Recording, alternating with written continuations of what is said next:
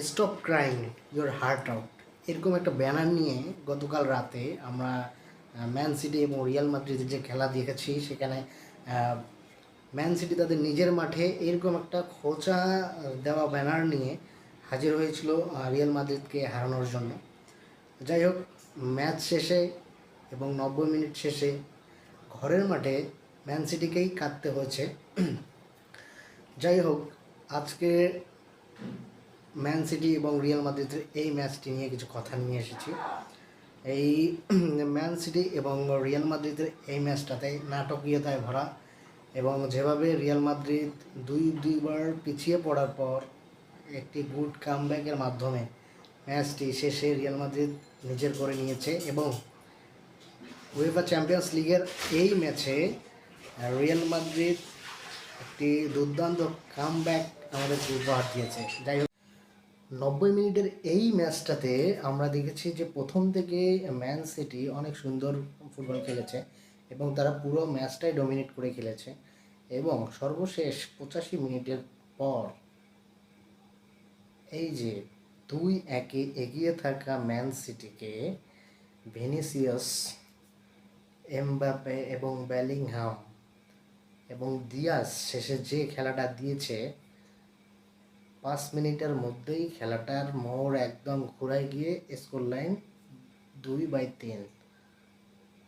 মানে দিন শেষে রিয়াল ম্যান সিটির মাঠে জয় নিয়েই ফিরল।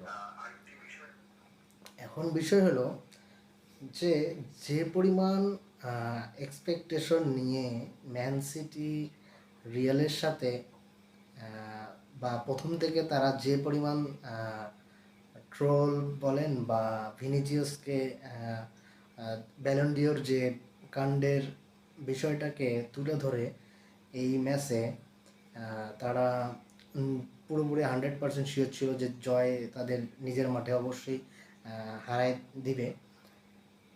কিন্তু রিয়াল মাদ্রিদ মানে কামব্যাক, দুর্দান্ত কামব্যাক করেছে, এবং সেই ম্যান সিটির মাঠেই ভিনিসিয়াস জুনিয়র সে হয়েছে ম্যান অফ দ্য ম্যাচ, মানে ম্যাচের সেরা খেলোয়াড় ভিনিসিয়াস জুনিয়র। মানে প্রতিপক্ষকে কিভাবে চরমভাবে প্রতিশোধ নিতে হয় সেটা রিয়াল মাদ্রিদ কালকে দেখিয়েছে। যাই হোক, আর একটি নিউজ হলো, আগুয়েরা যে কথাটা বলেছে সেটা কি রাখতে পারবে? মনে হয় না পারবে। যাই হোক, আমরা দেখব যে আগুয়েরা যে কথাটা বলেছে, সে যে ম্যান সিটির সাথে রিয়াল যদি জিততে পারে তাহলে তার কি করবে, কি কি কিসের বাজি ধরছে সেটা তো সবাই জানে।